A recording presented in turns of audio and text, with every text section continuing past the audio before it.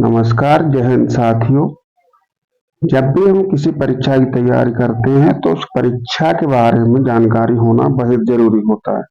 विशेषकर उसके सिलेबस के बारे में हमको जानकारी होनी ही चाहिए, क्योंकि अगर हम उसके सिलेबस के बारे में नहीं जानते हैं तब हम एक अंधी दौड़ में दौड़ते रहते हैं जिसका कोई परिणाम नहीं निकलता, और हम कुछ भी पढ़ते रहते हैं जिसका कोई फायदा नहीं होता। इसलिए हमको ये पता होना चाहिए कि हम किस परीक्षा की तैयारी कर रहे हैं और किस लिए तैयारी कर रहे हैं। तो इससे हमको उस जिस भर्ती की हम तैयारी करते हैं उसके सिलेबस के बारे में जानना बहुत ही जरूरी है। जैसा कि अभी जो भर्ती निकली है वो है आरआरबी एएलपी की भर्ती है, जो उसके सिलेबस के बारे में आज हम जानेंगे। तो उसके बारे में आज हम जानेंगे आरआरबी एएलपी की जो भर्ती है उसकी भर्ती के बारे में हम जानेंगे। जैसा इसमें पहले बताया गया है, भर्ती प्रक्रिया नियम 12 से चालू होता है। इसमें है एक उम्मीदवार केवल एक आरआरबी के लिए आवेदन कर सकता है। एक ही आरआरबी के लिए आवेदन कर सकता है एक उम्मीदवार।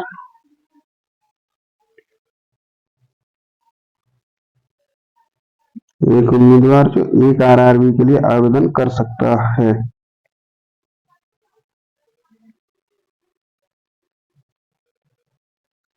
और केवल एक ही ऑनलाइन आवेदन जमा करना होगा। भर्ती प्रक्रिया निम्नलिखित चरण शामिल होंगे। प्रथम चरण है सीबीटी 1, सीबीटी 2, सीबीएटी यानी कंप्यूटर आधारित योग्यता परीक्षण होगा। दस्तावेज सत्यापन होगा, डॉक्यूमेंट वेरिफिकेशन जिसे डीबी कहते हैं। चिकित्सा परीक्षण होगा, मेडिकल होगा। परीक्षा कार्यक्रम और स्थानों की जानकारी उचित समय पर आधिकारिक वेबसाइट, एसएमएस और ईमेल के माध्यम से प्राप्त होती है। प्रथम चरण सीबीटी 1 का है, वो सीबीटी 1 केवल एक स्क्रीनिंग टेस्ट होगा। सीबीटी 1 के नॉर्मलाइज्ड स्कोर एंड मेरिट के आधार पर उम्मीदवारों को सीबीटी 2 के लिए शॉर्टलिस्ट किया जाएगा। अब इसके आगे जानते हैं। और जो अगला नियम है, अंतिम पैनल तैयार करते समय सीबीटी 1 के अंकों की गणना नहीं की जाएगी। जो अंतिम मेरिट लिस्ट होगी उसमें सीबीटी 1 के नंबर नहीं जुड़ेंगे, जैसा इसमें लिखा है। ओबीसी, एससी, एसटी संबंधित उम्मीदवार जिन्हें आयु के मानदंडों छूट का लाभ उठाकर सीबीटी 2 के लिए शॉर्टलिस्ट किया गया है, उन्हें इस भर्ती प्रक्रिया सभी बाद के चरणों के लिए केवल उनके संबंधित आरक्षित समुदायों के उम्मीदवारों के रूप में माना जाता रहेगा। सीबीटी 1 का पैटर्न और पाठ्यक्रम जो है वो अवधि है 60 मिनट। प्रश्नों की संख्या जो अधिकतम है वो 75 प्रश्न, अधिकतम अंक 75 नंबर है। 1 अंक प्रति प्रश्न का दिया जाएगा। प्रत्येक गलत उत्तर के लिए 1/3 अंक की दर से नकारात्मक अंकन भी किया जाए। ये ध्यान रखेंगे, निगेटिव मार्किंग भी इसमें दी गई है। कई पालियों में आयोजित सीबीटी के लिए अंकों का नॉर्मलाइजेशन होगा। परीक्षा कई पालियों में हो सकती है, कंप्यूटर बेस्ड है। पात्रता के लिए जो न्यूनतम है, न्यूनतम अंक जनरल और यूआर एंड ईडब्ल्यूएस, जैसे कि इकोनॉमिक वीकर सेक्शन जो है और ईडब्ल्यूएस आरक्षण वाले, जनरल वाले, उनको 40% अंक लाना पड़ेगा। ओबीसी को 30%, एससी को भी 30% और एसटी के लिए न्यूनतम अंक है वो 25% है। सीबीटी 1 के लिए प्रश्नों का मानक आमतौर पर पद के लिए निर्धारित शैक्षिक मानकों विषयों कवर करने की संभावना है। अब जानते हैं इसका सिलेबस। सिलेबस में क्या क्या दिया गया। पहला है गणित। गणित में दिया संख्या प्रणाली, बोर्डमास, दशमलव, भिन्न, एलसीएम, एचसीएफ, अनुपात और समानुपात, प्रतिशत, क्षेत्रमिति, समय और कार्य, समय और दूरी, सरल और चक्रवृद्धि ब्याज, लाभ और हानि, बीजगणित, ज्यामिति और त्रिकोणमिति, प्राथमिक सांख्यिकी, वर्गमूल, आयु, गणना कैलेंडर और घड़ी टाइप और टंकी आदि। ये गणित विषय में दिया गया है, इसकी जानकारी होनी चाहिए गणित के अंदर। और अगला जो है वो है मानसिक क्षमता यानी मेंटल एबिलिटी। उसके अनुसार हमको किसकी की जाने, सादृश्य, वर्णमाला और संख्या की जानकारी होनी चाहिए। श्रृंखला में कोडिंग और डिकोडिंग आ सकती है, गणितीय संचालन आएंगे, रिश्ते आएंगे और सिलोजिज्म, जम्बलिंग, बेनारेक, डेटा व्याख्या और पर्याप्तता, निष्कर्ष और निर्णय लेना, समानता और अंतर, विश्लेषणात्मक तर्क, वर्गीकरण, दिशाएं, कथन, तर्क और धारणाएं आदि। ये रीजनिंग का पार्ट है। तो रीजनिंग में जो पूछा जाएगा वो ये सभी आएंगे। इनकी हमको तैयारी करनी है। तो सामान्य विज्ञान में जो सिलेबस दिया गया है वो इसमें कुछ ज्यादा विश्लेषण ना किया करते हुए उन्होंने सीधा लिख दिया, जो कि है कक्षा 10वीं के स्तर का भौतिकी, रसायन विज्ञान और जीवन विज्ञान शामिल होंगे, यानी कि जीव विज्ञान, बायोलॉजी शामिल होगा कक्षा 10वीं के स्तर का, जो आरआरबी ने दिया है। और डी पोर्शन है जो सामान्य जागरूकता में, जो सामान्य जीएस है वो है समसामयिक मामले, विज्ञान और प्रौद्योगिकी, खेल, संस्कृति, व्यक्तित्व, अर्थशास्त्र, राजनीति और अन्य महत्व के विषय, यानी कि हमें जानकारी होनी चाहिए। ये सीबीटी फर्स्ट में इतना पूछा जाएगा, तो इसकी विशेष जानकारी होनी चाहिए, इसी की तैयारी करनी चाहिए। और 12.2 में जो दूसरा पोर्शन है द्वितीय चरण सीबीटी 2, तो इसके साथ सीबीटी 2 के लिए उम्मीदवारों शॉर्ट लिस्ट सीबीटी 1 में उनके सामान्यकृत अंकों और योग्यता के अनुसार आरआरबी वाइज और कम्युनिटी वाइज की जाएगी। सीबीटी 2 के लिए शॉर्ट लिस्ट किए जाने वाले उम्मीदवारों की कुल प्रत्येक संख्या आरआरबी के लिए अधिसूचित रिक्तियों की संख्या से 15 गुना तक सीमित होगी। ध्यान रखेंगे 15 गुना तक बताई गई है, 15 गुना तक सीमित होगी। हालांकि रेलवे अधिसूचित पद के लिए पर्याप्त संख्या में उम्मीदवारों को उपलब्धता सुनिश्चित करने के लिए उपरोक्त सीमा का आवश्यकता अनुसार बढ़ाने घटाने का अधिकार सुरक्षित रखता है जो रेलवे बोर्ड है। एएलपी के लिए अंतिम पैनल सीबीटी 2 और सीबीएटी में उम्मीदवार अंकों और योग्यता के आधार पर ही तैयार किया जाएगा। सीबीटी 1 को इसमें नहीं जोड़ा जाएगा, इसमें सीधा लिखा है। सीबीटी 2 का पैटर्न और पाठ्यक्रम जो है, सीबीटी 2 में 2 भाग शामिल होंगे, भाग ए और भाग बी, जैसा कि नीचे बताया गया। कुल अवधि है 2 घंटे और 30 मिनट। कुल प्रश्न होंगे वो 175 प्रश्न होंगे, ध्यान रखेंगे 175 प्रश्न है। भाग ए में 90 मिनट और 100 मिनट, 100 प्रश्न होंगे। भाग ए में 90 मिनट और 100 प्रश्न होंगे। अगला देखते हैं। अगला जो है वो है भाग बी, 60 मिनट का 75 प्रश्न होंगे इसके अंदर। भाग बी में प्रत्येक गलत उत्तर के लिए एक तय अंक की तरफ से नकारात्मक नेगेटिव मार्किंग भी होगी, ध्यान रखेंगे नेगेटिव मार्किंग भी है। सीबीटी के लिए अंकों का नॉर्मलाइजेशन किया जाएगा।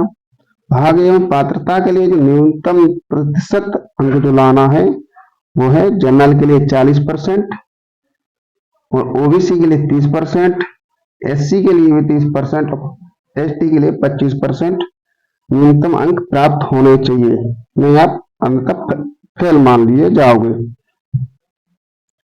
इस भर्ती प्रक्रिया के आगे चरणों के लिए उम्मीदवारों शॉर्ट लिस्टिंग के लिए केवल भाग ए में प्राप्त अंकों को ही गिना जाएगा, बशर्ते कि समुदाय के बावजूद उम्मीदवार भाग बी में योग्यतांक 35% सुरक्षित करने में सक्षम हो। भाग ए के लिए पाठ्यक्रम, भाग ए के लिए पाठ्यक्रम है वो है गणित से संख्या प्रणाली, बोर्ड मास, दशमलव, भिन्न, एलसीएम, एचसीएफ, अनुपात और समानुपात, प्रतिशत, क्षेत्रमिति, समय और कार्य, समय और दूरी, सरल और चक्रवर्ती ब्याज, लाभ और हानि, बीजगणित, ज्यामिति और त्रिकोणमिति, प्राथमिक सांख्यिकी, वर्गमूल, आयु गणना, कैलेंडर और घड़ी, पाइप और टंकी आदि के सवाल आएंगे। सामान्य बुद्धिमत्ता और तर्क यानी कि रीजनिंग से जो सवाल आएंगे वो आएंगे सादृश्य वर्णमाला और संख्या श्रृंखला, कोडिंग और डिकोडिंग, गणितीय संचालन, रिश्ते, न्यायशास्त्र, जंबलिंग, वैनारिक, डेटा व्याख्या और पर्याप्तता, निष्कर्ष और निर्णय लेना, समानताएं और अंतर, विश्लेषणात्मक तर्क, वर्गीकरण, दिशाएं, कथन, तर्क और धारणाएं आदि। सीनियर जो पोर्शन है वो है बुनियादी विज्ञान और इंजीनियरिंग। इसके अंतर्गत आने वाले व्यापक विषय हैं इंजीनियरिंग ड्राइंग, अनुमान दृश्य, ड्राइंग उपकरण, रेखाएं, ज्यामिति, आंकड़े, प्रतीकात्मक प्रतिनिधित्व, इकाइयां, माप, द्रव्यमान, वजन और घनत्व, कार्य शक्ति और ऊर्जा, गति और होंगे, वेग, गर्मी और तापमान संबंधित प्रश्न होंगे, बुनियादी बिजली लीवर और सरल मशीनों से संबंधित प्रश्न होंगे। सरल मशीनें व्यवसायिक सुरक्षा और स्वास्थ्य, पर्यावरण, शिक्षा, आईटी, साक्षरता आदि के प्रश्न इसमें पूछे जाएंगे, जिनकी जानकारी होनी चाहिए। भाग बी के लिए पाठ्यक्रम दिया गया है वो है, भाग बी प्रकृति में केवल एक योग्यता परीक्षा है और इसमें प्रशिक्षण महानिदेशालय डीजीटी द्वारा निर्धारित विभिन्न ट्रेड का पाठ्यक्रम से प्रश्न होंगे। ध्यान दें, योग्यता प्रतिशत श्रेणी समुदाय के सभी उम्मीदवारों के लिए 35% होनी चाहिए। जो योग्यता प्रतिशत है वो 35% न्यूनतम रखी गई है। विभिन्न ट्रेडों का पाठ्यक्रम, कृपया विभिन्न तकनीकी ट्रेडों के पाठ्यक्रम के लिए प्रशिक्षण महानिदेशालय की वेबसाइट देखें। जो पहला ट्रेड विषय का योग्यतावार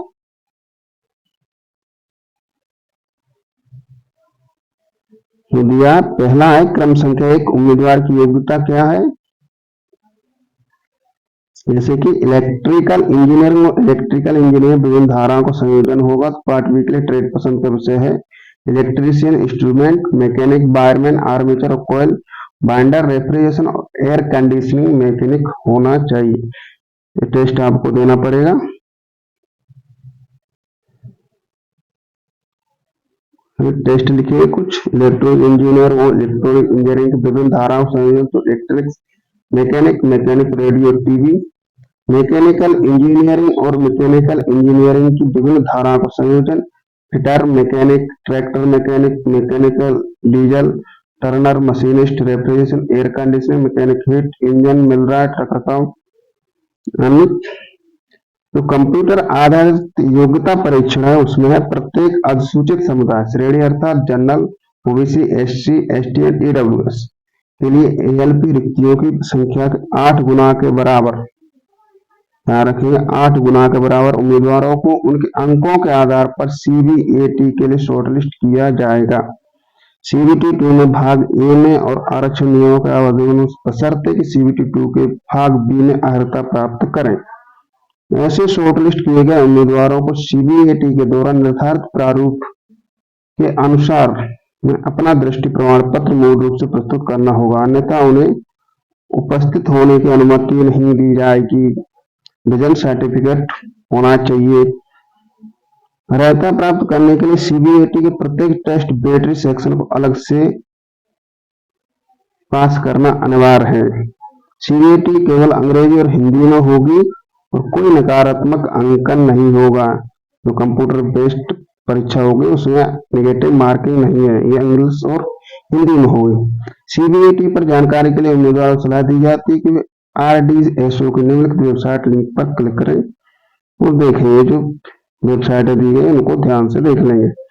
योग्यतांक सीबीएटी में अर्हता प्राप्त करने के सभी उम्मीदवारों समुदाय परवाह किए बिना प्रत्येक टेस्ट बैटरी अलग अलग 42 अंकों का न्यूनतम टी स्कोर प्राप्त करना होगा। 42 अंक का न्यूनतम।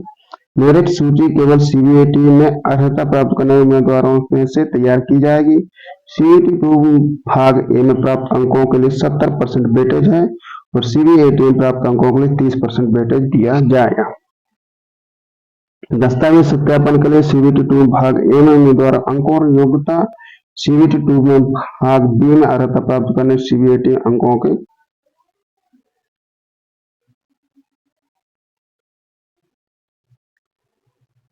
यदि 2 या 2 से अधिक उम्मीदवार समान अंक प्राप्त करते हैं,